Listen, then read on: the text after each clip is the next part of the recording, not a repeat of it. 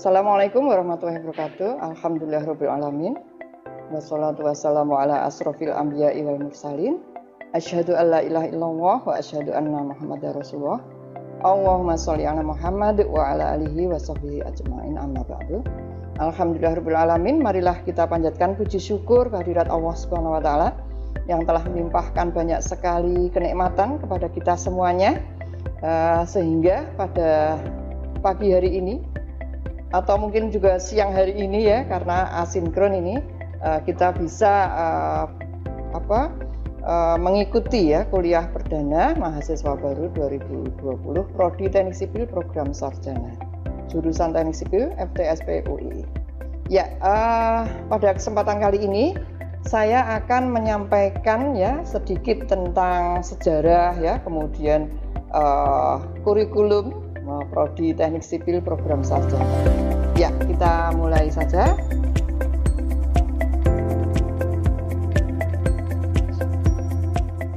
Ya, jadi outline presentasi nanti adalah sejarah berdirinya, kemudian akreditasi, susunan pengurus, kurikulum 2020, laboratorium dan kiprah alumni, buku-buku karya dosen dan capacity building. Ya, jadi sejarah berdirinya program studi Teknik Sipil Program Sarjana. Jadi UII ini didirikan dalam rangka untuk memenuhi kebutuhan akan pemimpin bangsa ya, yang pada saat itu sedang mempersiapkan kemerdekaan. Jadi pada tanggal 8 Juli 1945, Sekolah Tinggi Islam didirikan di Jakarta oleh tokoh-tokoh nasional dan founding fathers Indonesia, Kahar Muzakir, M. Natsir, Profesor Sarjito, kemudian Muhammad Hatta dan lain-lain. Kemudian pada tahun 1946, 10 April 1946, agresi militer Belanda, ibu kota NKRI terpaksa dipindahkan ke Yogyakarta, maka STI turut dipindahkan ke Yogyakarta dan resmi dibuka pada tanggal tersebut. Kemudian pada tahun 1947, STI berubah menjadi University Islam Indonesia dengan fakultas perintisnya adalah Fakultas Agama, Fakultas Hukum, dan Fakultas Pendidikan dan Fakultas Ekonomi. Kemudian pada tahun 50, Fakultas Agama UII menjadi Perguruan Tinggi Islam Negeri atau sekarang dikenal menjadi UIN ya, Sunan Kalijaga. Kemudian pada tahun 1964, 12 Oktober 1964, pembukaan Fakultas Teknik Sipil. Kemudian pada tahun 1982, Strata Pendidikan Sarjana Muda pada Prodi Teknik Sipil UII menerima status akreditasi disamakan. Kemudian pada tahun 1985, Fakultas Teknik Sipil berubah menjadi Fakultas Teknik, menawarkan prodi baru, Prodi Teknik Industri dan Prodi Teknik Tekstil, sekarang Teknik Kimia. Kemudian 1987, Fakultas Teknik membuka prodi baru, Prodi Arsitektur. Tahun 1992, Fakultas Teknik dipecah menjadi dua fakultas, FTSP dan FTI. Kemudian 1993, kegiatan akademik UII mulai menempati kampus terpadu, kampus yang sekarang ya. Kemudian pembangunan fasilitas akademik terus berlangsung sampai sekarang. Tahun 1999 itu FTSP membuka prodi baru, Prodi Sarjana Teknik Lingkungan dan Prodi Magister Teknik Sipil. Kemudian tahun 2004, Prodi Teknik Sipil mendapatkan akreditasi A dari BAN PT untuk yang pertama kalinya. 2009, Prodi Teknik Sipil memperoleh akreditasi A kedua kalinya dari BAN PT. Kemudian tahun 2015, sistem pendidikan Prodi Teknik Sipil terakreditasi oleh JABI ya, Japan Accreditation Board for Engineering Education. Kemudian tahun 16 oleh IABI ya. Tadi tahun 14 tadi dapat akreditasi A oleh BAN PT untuk ketiga kalinya. Kemudian tahun 17 pembukaan prodi Doktor Teknik Sipil. Tahun 19 itu mendapatkan akreditasi A untuk keempat kalinya. Kemudian tahun 2020 kita mendapatkan akreditasi unggul ya dari BAN PT. Prodi Sarjana Teknik Sipil telah mewisuda 6.026 lulusan hingga Juli 2020. Jadi selamat bergabung adik-adik ya. Sekarang tahun 2020 adik-adik bergabung di Prodi Teknik Sipil sebagai mahasiswa-mahasiswi baru. Ya, ini akreditasi tadi ya, jadi dari BAN PT akreditasi unggul, dari JABI dan dari IABI. Ya, ini sertifikatnya. Ya, kampus kami di Gedung M. Nasir, kampus terpadu UII ya, Jalan Kaliurang, KM 14,5 Yogyakarta ya. Ini susunan pengurus jurusan. Jadi dikenal jurusan teknik sipil ya. Jadi jangan bingung ya dengan prodi teknik sipil. Jadi jurusan teknik sipil itu membawahi S1, S2, S3. Jadi prodi teknik sipil program sarjana, program magister, dan program doktor. Ya, ini susunan organisasi. Ya, sekarang masuk ke kurikulum 2020. Visinya adalah terwujudnya komunitas akademik yang unggul dan inovatif dalam mengaplikasikan ilmu pengetahuan dan keterampilan di bidang rekayasa sipil yang berwawasan kebencanaan melalui sistem pendidikan yang berdasarkan nilai-nilai keislaman dan bereputasi global. Ya, jadi yang saya cetak merah ini adalah kata kuncinya ya. Kemudian untuk misinya supaya terwujud visinya tadi, maka akan yang pertama adalah memberikan dasar-dasar pemahaman, penghayatan dan pengamalan ajaran Islam dulu ya. Setelah itu tertanam, maka kemudian menyelenggarakan pendidikan program sarjana bidang rekayasa sipil yang berwawasan kebencanaan dalam lingkungan akademik yang Islami. Kemudian yang ketiga, menyelenggarakan pendidikan sarjana yang unggul dan bereputasi global dalam rangka membentuk cendekiawan muslim dan pemimpin bangsa yang berakhlak mulia. Kemudian yang keempat, melakukan perbaikan kualitas pendidikan sarjana secara berkelanjutan. Ya, ini profil lulusan Prodi Sarjana Teknik Sipil UII adalah sarjana teknik sipil yang mampu merancang, melaksanakan dan mengawasi proyek keteknik sipilan secara atraktif. Atraktif ini adalah singkatan dari amanah, terampil, kompeten, adaptif dan inovatif. Memiliki wawasan manajemen risiko bencana, mampu memimpin serta berorientasi global. Ya, ini CPL, capaian pembelajaran lulusan ya. Jadi dalam sistem pendidikan OBE ini dikenal capaian pembelajaran lulusan. Jadi lulusan harus setelah menempuh ya studi di program studi Teknik Sipil UII ini harus lulus ini 12 CPL, ada 12 CPL ya, meliputi ranah sikap, pengetahuan, keterampilan umum, keterampilan khusus ya. Jadi kalau sikap misalnya yang nomor 1 ya, mampu menunjukkan sikap ketakwaan kepada Tuhan Yang Maha Esa dengan menjalankan syariatnya serta menjunjung etika Islam universal. Kemudian yang kedua, mampu menunjukkan sikap amanah, tanggung jawab pribadi dan sosial dengan menumbuhkan sifat toleransi, saling menghargai, saling menghormati, menyadari kewajibannya sebagai warga negara dengan tetap mempertahankan identitas keislaman dan keindonesiaan. Ya, kemudian yang pengetahuan itu ya, itu CPL nomor 3, mampu memahami dan mengaplikasikan materi kelompok ilmu matematika dan ilmu dasar, ilmu alam dan material untuk mendukung penyelesaian masalah keteknik sipilan ya.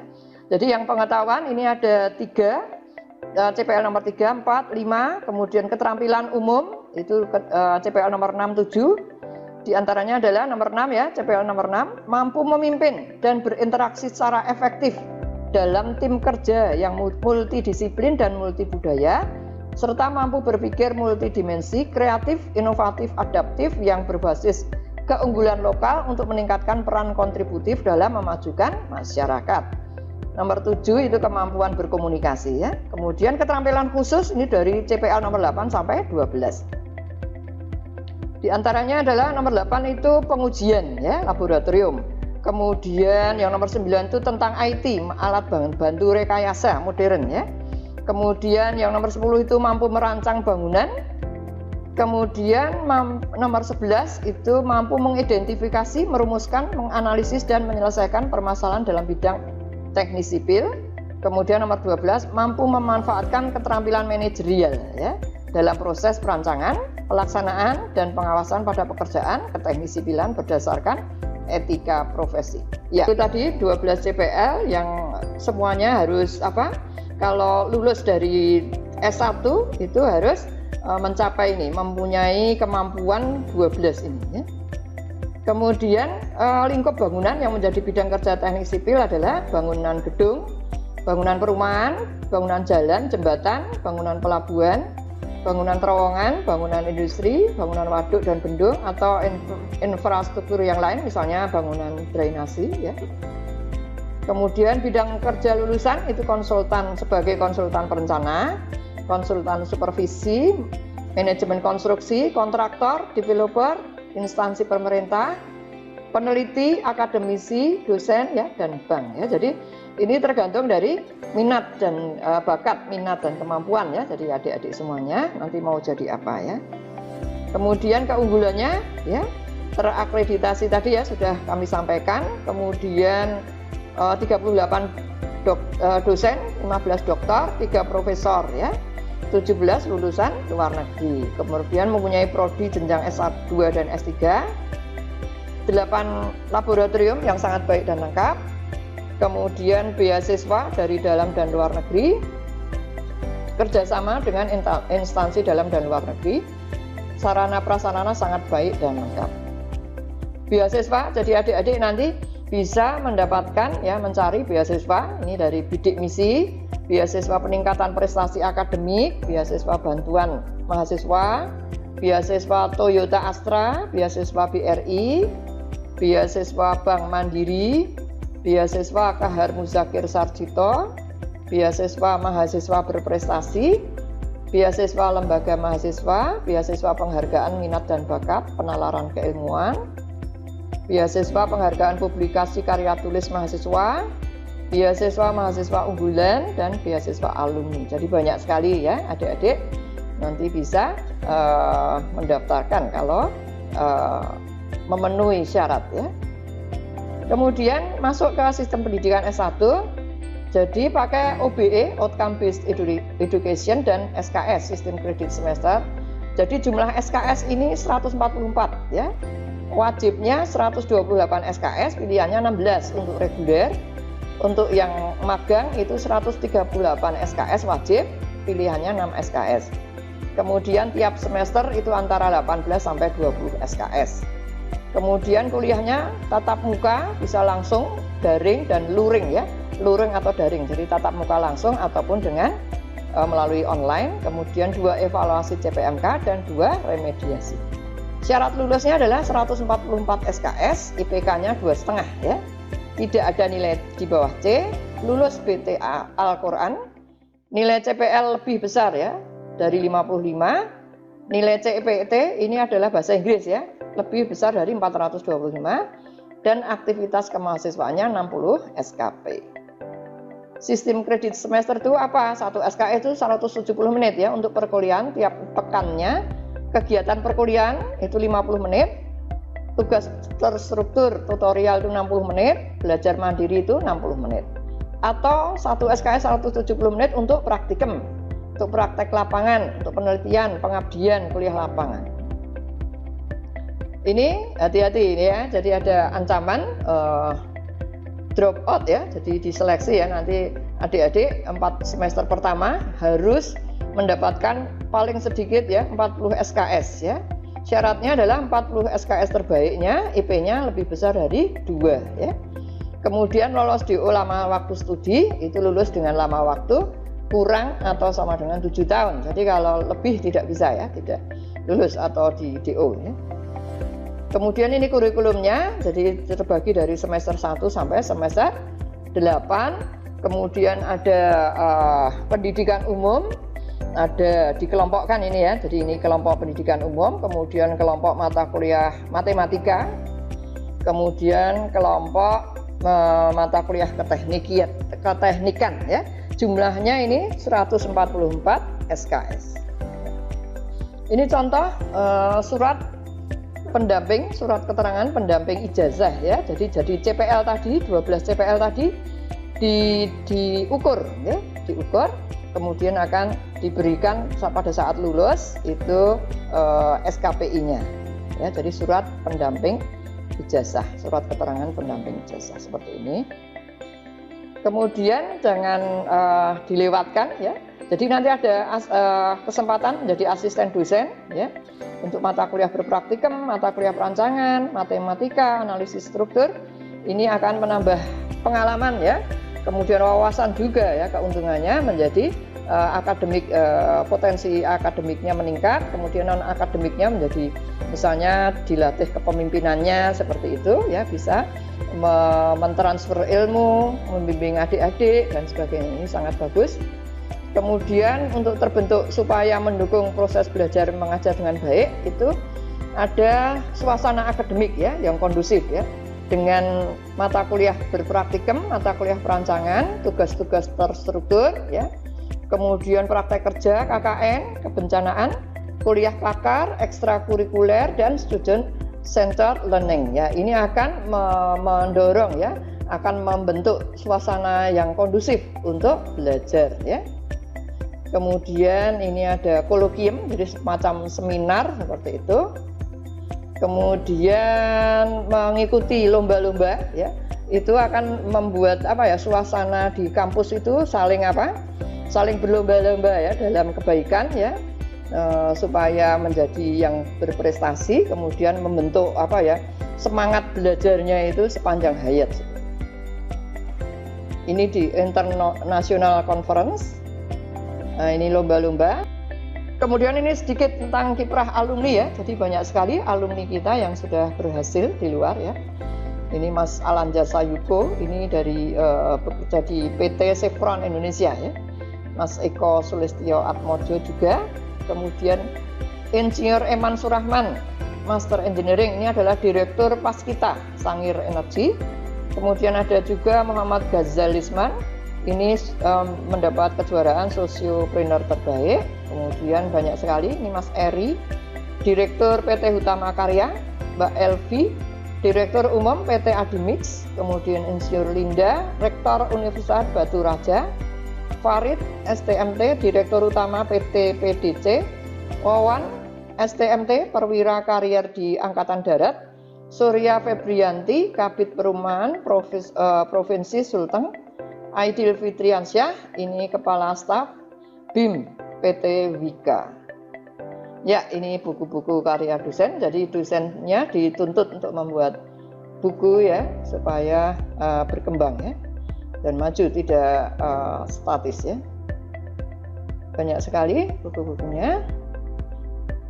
Ya, ini tentang capacity building, ini pernah dulu ke Hawaii ya, ke Hawaii untuk training disaster management dan kemudian juga studi banding kunjungan ke Universitas Thammasat ya, kemudian Chulalongkorn, Thailand ya. Ya, saya kira itu. Terima kasih pada Bu Miftah, Pak Berlian, dan Bu Atika Ulfah Jamal, Mbak Isna, Mbak Deska, dan Mas Elvis ya yang sudah ikut berpartisipasi dalam pembuatan PPT ini. Terima kasih. Ya, demikian tadi adik-adik. Jadi tentang sedikit ya pengenalan tentang prodi teknik sipil ya. Kami harapkan adik-adik nanti setelah mengenal ya, kemudian nanti bisa tanggal 28 September nanti kita bisa mulai kuliah ya, yang semangat ya. Jadi semua yang proses belajar mengajar itu harus diikuti dengan baik. Jadi kalau nanti ada kuliah, kemudian ada tugas dan sebagainya harus diselesaikan dengan baik ya. Ya, saya doakan semoga adik-adik betah untuk kuliah di sini dan sukses ya, menempuh dalam waktu 4 tahun ya, tepat waktu studi. Terima kasih. Billahi taufik wal hidayah. Assalamualaikum warahmatullahi wabarakatuh.